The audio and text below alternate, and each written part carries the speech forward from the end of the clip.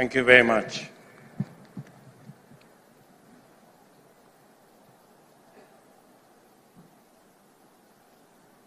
Your Excellency, Mr. Deputy President and Pastor Dorcas, our Prime Cabinet Secretary, the Honorable Musalia Mudavadi, and Mama Tesi, the Honorable Speakers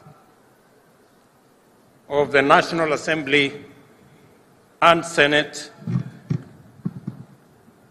Your Lordship, Chief Justice and President of the Supreme Court, and your Deputy, the Governor of the great city of Nairobi, Your Excellencies, High Commissioners and Ambassadors, Cabinet Secretaries, distinguished ladies and gentlemen, na Wakenya wenzangu wote, hamjambo. Wakenya hamjambo. Bwana Yesu asifiwe. Assalamu alaikum. Wakenya hoye. Asanteni sana. Mimi nimefurahi sana kwamba katika jamhuri hii ya kwanza kwa serikali ya awamu ya 5 tunasherekea jamhuri kwa njia ama kwa hali tofauti. Today we celebrate this jamhuri in a special way that we have intentionally profiled this jamhuri to be the jamhuri of technology and innovation. We have done so deliberately and intentionally because of the huge potential that exists in our technology and innovation space. And in our midst are friends and partners who today are our guests, and they have come to join us in this celebration, leaders from the tech community and ecosystem.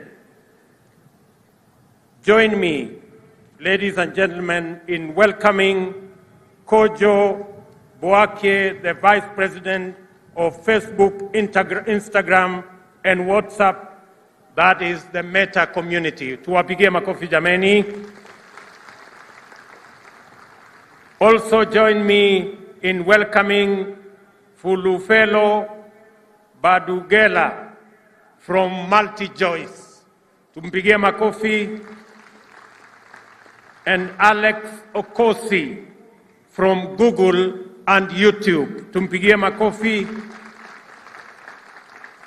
Na mama wetu Phyllis Migwi kutoka Microsoft. Tumpigie makofi. Na Salim Egos from Mastermind. Let us celebrate him as well. And Aida Diara from Visa. These great people, tuwapigie makofi tena wako hapa. These great people have joined us. Please, you can take your seats.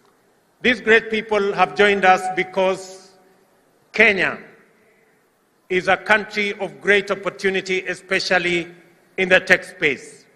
And we deliberately chose that this Jamhuri is going to be about innovation and is going to be about technology. And we did so deliberately for various reasons, which I will elaborate. First, when we went round, the people of Kenya told us that they want technology to drive our economy. And that is why we have decided that we are going to have a 100,000-kilometer superhighway that is going to be built to enable internet access our homes, our cities, our towns, and every part of the Republic of Kenya, because that is how we are going to be delivering government services going into the future. Let me also announce that this is a technology and innovation Jamhuri, because we intend to transfer 85% of the remaining government services to the digital space, so that every Kenyan, wherever they are, they do not have to get into any bus to go to get government services or queue in any line to access government services. It will now be possible in 6 months, when we finish the digitization of 5,000 government services, it will be possible for Kenyans to access government services from their comfort of their homes and the workplace using the internet, because government services will be available on that platform. Let me also say that we intend to deliver our subsidy program on fertilizer, on e-voucher, that is going to be available to 1.3 million farmers. And I want to encourage our farming community to register themselves, because going forward, our fertilizer subsidy program is going to be dispensed on the internet, on e-voucher, so that we can eliminate brokers and eliminate cartels and ensure that targeted farmers have access to fertilizer. We have also had a conversation of our lifetime, and we have a target of 1 million jobs from our technology space. We've had a candid conversation with our technology and digital space leaders that Kenya, going into the future, we're going to have 1 million jobs, and that is why it is necessary and it is important that all of us understand the importance of technology and the place of innovation going into the future. Let me also say, as we deliver our universal health coverage, our tech community is going to be the space for e-health, and therefore our universal health coverage is going to be provided on a digital backbone and ensure that all health records are made portable, courtesy of technology, because that is the intention of our administration going into the future. And let me say that if there was any doubt in anybody's mind about the power of technology, just look at what has happened to the Hustler Fund.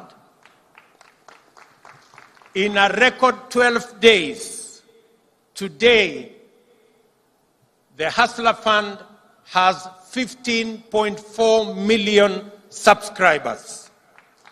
In just 12 days, the Hustler Fund has lent 7.54 billion Kenya shillings to approximately to the 7.4 to the 15 million Kenyans that are on that space. And let me also say that the Hustler Fund has accumulated savings of close to 400 million shillings in just 12 days, well on track to 1 billion shillings in the next few days. It confirms the power of technology. Without committees, without secretariat, that is what the Hustler Fund has achieved. And the good news, and I want to thank the millions of Kenyans who have borrowed on this platform, that today 1.2 billion shillings has already been repaid by Kenyans who borrowed on this platform. And it is clear that two things have come around because of what you have been looking for, an opportunity to save. And number two, The Kenyans borrowing on this platform, they have not been derailed by the rhetoric of those who are against the Hustler Fund. Let me say for the record and ask fellow leaders, my good friends, you are borrowing your mortgage at 3%. You have the capacity to borrow from your bank at 14%. Why do you want to derail the hustlers who today are suffering from Shylocks and from predatory lenders, and they are being charged 360%? And you're telling them not to pay money given to them at 8% so that they can go back and pay at 360%. Be humane, be kind, please allow the people borrowing on the Hustler Fund to also enjoy low interest rates the way you and your families are enjoying. Do not derail those Kenyans who have suffered for long from now accessing money on a digital platform that is of interest, that is reasonable. And as we enter the 6th decade of our independence, we can proudly cite many achievements and impressive progress made through our own consistent efforts as evidence that our freedom struggle was neither an empty political adventure nor reactionary born of idle resentment. We gather as a nation to commune with our forefathers who were long-suffering innocent victims of imperial plunder and colonial oppression, yet also heroic defenders of our inalienable sovereignty and valiant fighters of our freedom. On Jamhuri Day, we celebrate the moment when Kenya proclaimed itself a free democratic republic. It is also a time to reflect deeply on the founding aspirations of our nation. And I want to say, while I move along with you, that in the early moments of this administration, we engaged to ensure that the challenges that millions of Kenyans told us in this campaign, we began the journey to address those challenges. One of the biggest and notorious challenge is the challenge of high cost of living. And it is imperative that we have a clear plan. And I want to tell the people of Kenya, this high cost of living, we are tackling it in 3 phases. Number 1, our first agenda when we came into office is to ensure that we encourage farmers to access affordable fertilizer. And that is why we reduced fertilizer from 7,000 shillings to 3,500 so that we can enable our farmers to be able to enhance their productivity in our journey towards making food affordable in our republic. Our second agenda, and I have said this, is that we are going to import 10 million bags of different assorted types of food, including maize, so that we can close the gap temporarily because of the harvest that was limited in this year's agricultural season, occasioned by climate change and failure of rain. And thirdly, we are now in the process of working with the private sector to ensure that we import 300,000 metric tons of fertilizer for the planting season that is going to come from January going into April. Already, 2 million bags have arrived in the country and 4 million bags are on the way. And I want to assure our farmers that we are going to stand with them to make sure that government provides adequate seed and adequate subsidized fertilizer to make sure that our productivity is enhanced so that we can produce enough food and reduce the challenges of the high cost of living in our republic. The second item that we must tackle is the issue of ensuring that we create enough jobs for the millions of young people in our nation. Apart from what we are doing with the tech community, our housing plan, which we have rolled out in earnest, already we have launched the construction of 40,000 units of houses in the last 3 months, and in the remaining months of this year, we are going to launch the construction of 160,000 additional houses across the Republic in our quest to ensure that we have 200,000 so that the people of Kenya can not only have access to jobs, we can grow our enterprises, and we can ensure that the 6.5 million Kenyans who today live in informal settlements have become home owners. I want to request and ask all county governments. We already have 15 county governments that are working with us on this plan. I want to ask all the remaining county governments to come on board so that we can move together in the journey to ensuring that we create jobs, we build our enterprises, and Kenyans have access to affordable housing. Let me also say, on the matter of ensuring that we have adequate food, our fourth item is to ensure that we transit from rain-fed agriculture to agriculture under irrigation.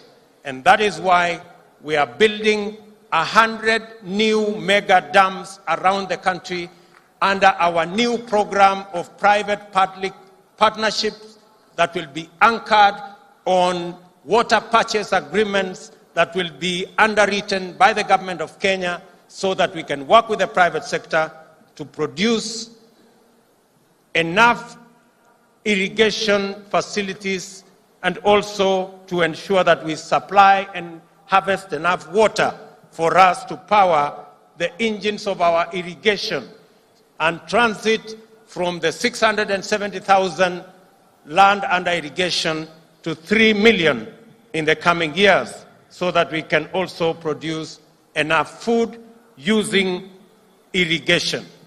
Let me also say that under our value addition, agro-processing and manufacturing sector, our triple program and intervention that will bring on board the Dongo Kundu Special Economic Zone, all the other economic zones, including the Naivasha Industrial City, and our city in Athi River. We will ensure that going into the future,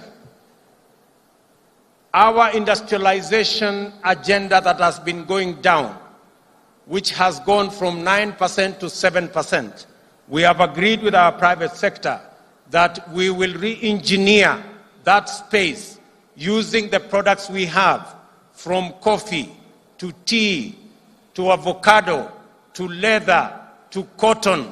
And we have agreed that industrialization is going to contribute from our 7% at the moment. We want to move it to 20% of our GDP by 2030, because that is the way we are going to add value to our products, we are going to create jobs, and we are also going to create wealth. Let me also say that, mindful of this solemn obligation to do right, while laying the foundation of a flourishing nation for future generations, I have pursued several interventions since I took office nearly 3 months ago with the urgency, zeal, and focus that the moment demands. Since then, we have engaged successfully to reorient policing operations from a heavy and illegitimate reliance on illegal and extrajudicial interventions, which frequently entailed such intolerable violations as abductions, torture, disappearance, and murder, there is now consensus that a new policing paradigm is at hand, and it is possible to achieve a high level of security for our citizens and also observe their rights and freedoms to the greatest extent. I commend the entire National Police Service, from the constable on the beat to the Inspector General, for the enthusiasm with which they have embraced the changes and enhanced our general security through increased vigilance and improved relationship with citizens and their communities. Before the end of the year, I will be appointing a task force to review the terms and service, the terms of service of our Kenya Police Service. It is instructive to note that the people of Kenya talk to us about predatory lending. And I engaged, when I came into office, 3 fintech institutions on the way forward in making mobile loans more affordable. As a result, there was a drastic reduction in the interest charged on the police service, signaling a new era of affordable credit for borrowers. I also engaged lenders on the need to liberate more than 4 million borrowers from the prejudice arising from being blacklisted under the Credit Reference Bureau framework, which arbitrarily paralyzes their business prospects. We have secured an agreement with the lenders to abandon this punitive approach and shift to a credit scoring system which incorporates incentives for both lender and borrower. Let me also say that under our program on managing climate change, we will ensure that we build our 15 billion tree cover to be planted around the country. We will build it from the bottom up. The Ministry of Interior has the instructions to start with the 45,000 people at the bottom of the provincial administration pyramid, the Nyumba Kumi leaders, 45,000 of them coming to the 9,000 assistant chiefs and 4,000 chiefs, to ensure that we build from the bottom going up our tree planting exercise to ensure that we reach the 15 billion trees planted across the country. And I want to thank the governor of Nairobi. We are going to be working with the county government of Nairobi in the greening of our city. And we have agreed with the governor that beginning January, we are going to hire 11,000 young people to create the army that will green our city, those that were working under the old program of Kazi Mtaani.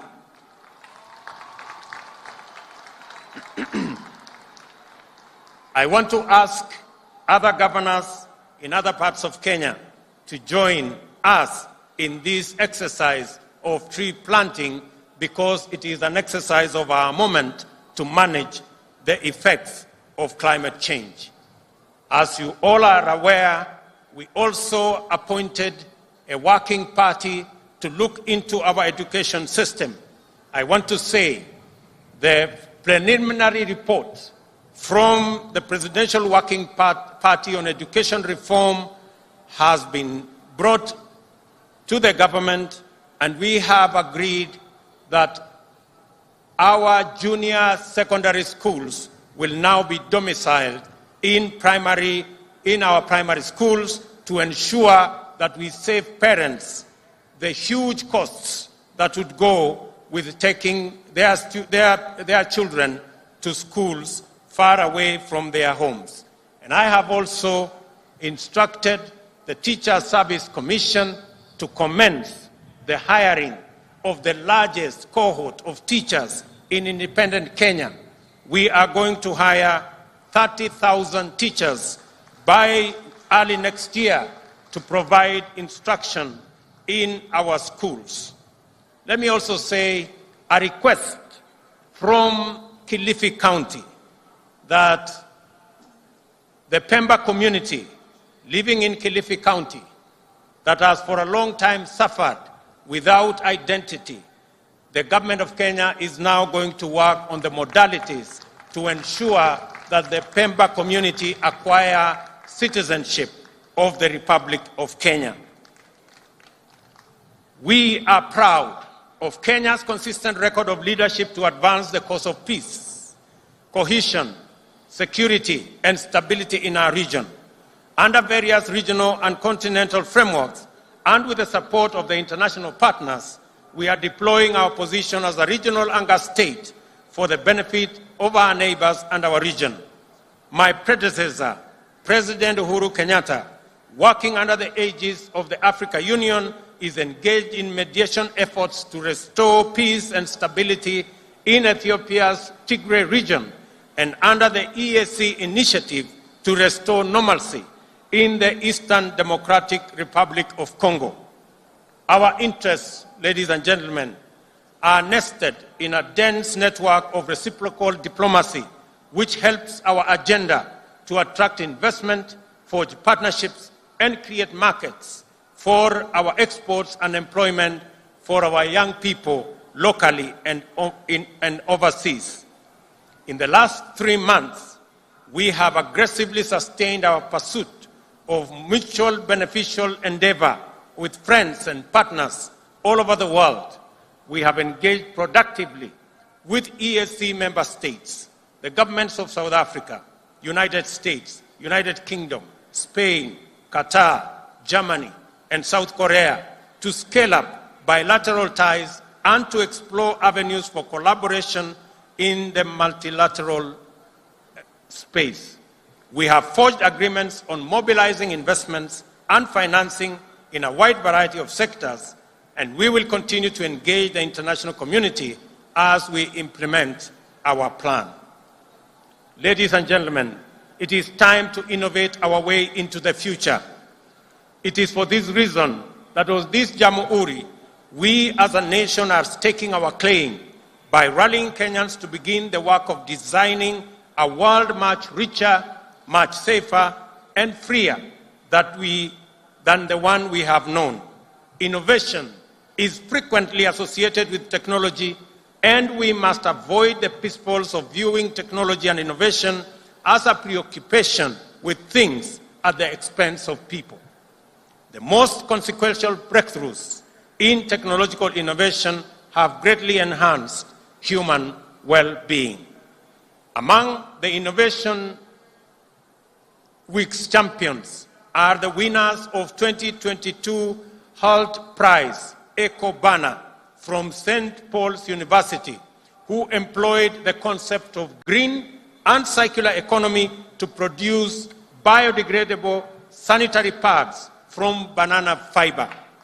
I have asked the Ministry of Education, in recognition of their innovation, to work with these young innovators on the delivery of our commitment to provide sanitary pads for schools in Kenya.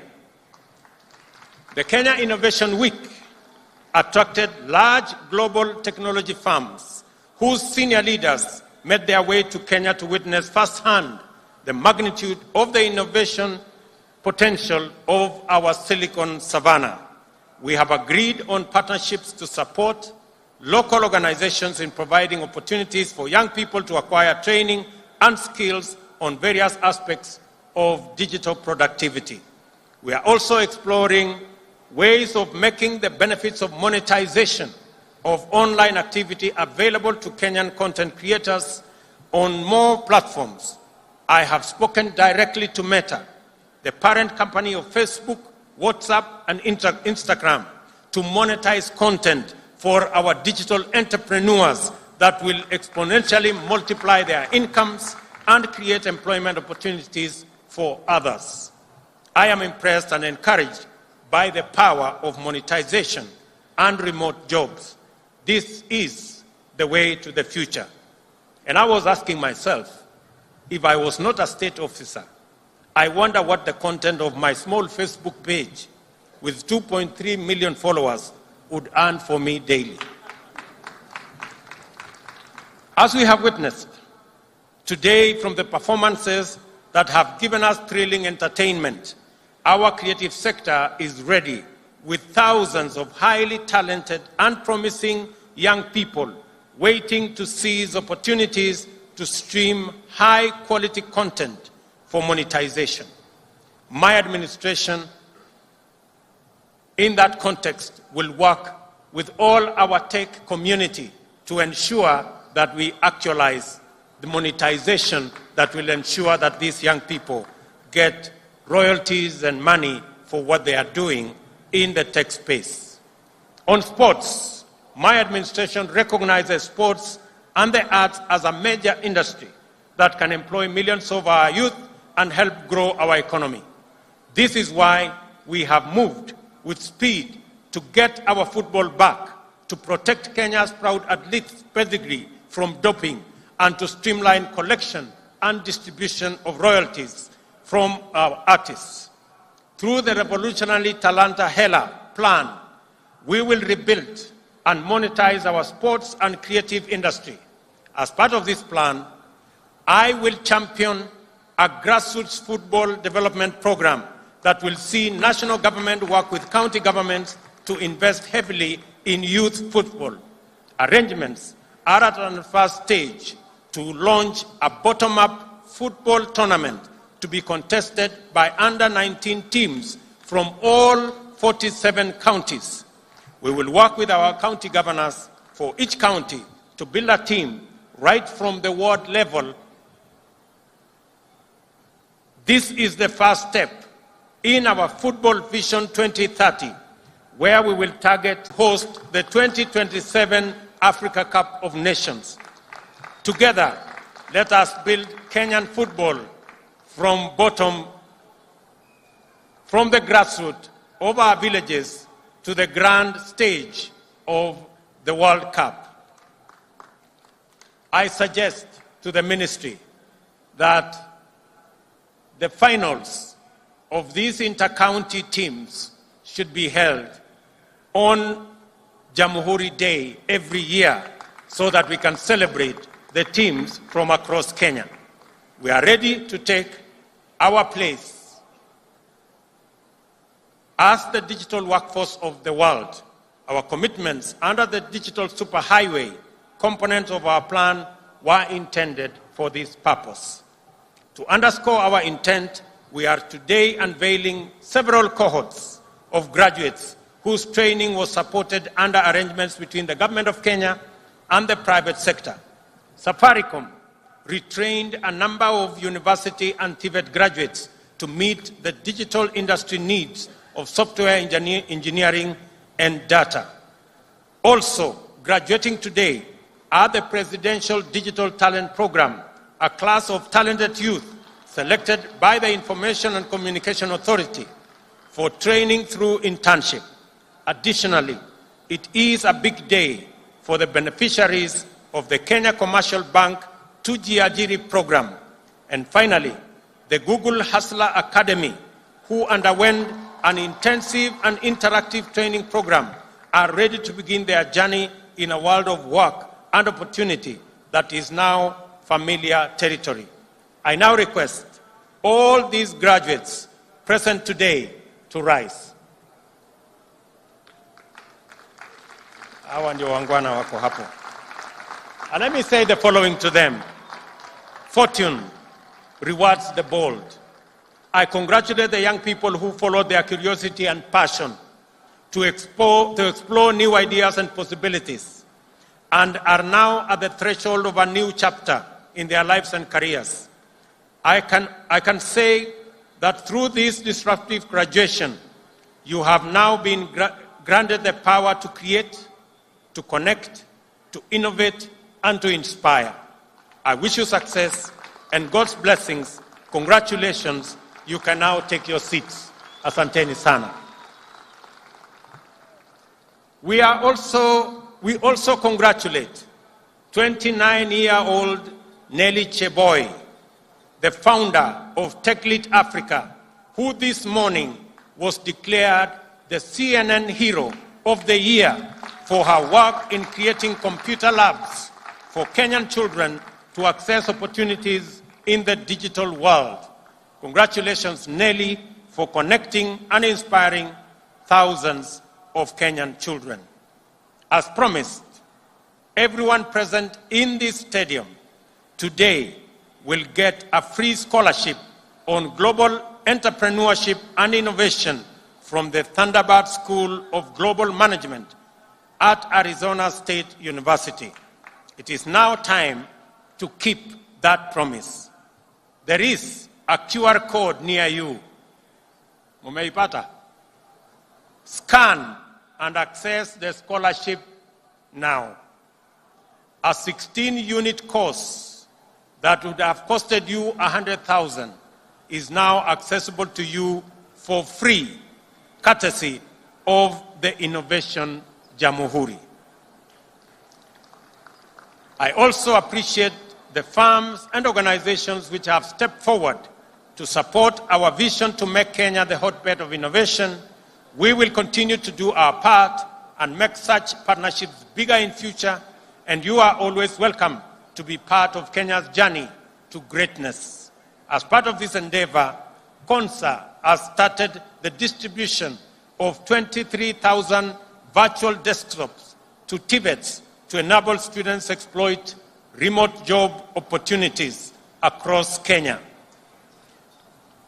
Ladies and gentlemen, we are committed to support young people in re-establishing this country as the Republic of Ideas and the home of innovation. Through a dedicated startup fund, government will support the most innovative ideas each year to scale up into viable enterprises and commercial brands that will provide employment and drive our economic growth. The government of Kenya will work with our academia to establish the Kenya Open University within the next 1 year. I urge our scholars and intellectuals to play their part in democratizing education and open the way for anyone and everyone to quench their thirst of knowledge, education, and training. In line with the new focus of our national celebrations, Embu County will host the 2023 Madaraka Day celebrations under the theme Universal Healthcare. In conclusion, it is our time to make a contribution that will define Kenya for posterity as the envy of nations and the country that we, our children, and their children will be proud to call home.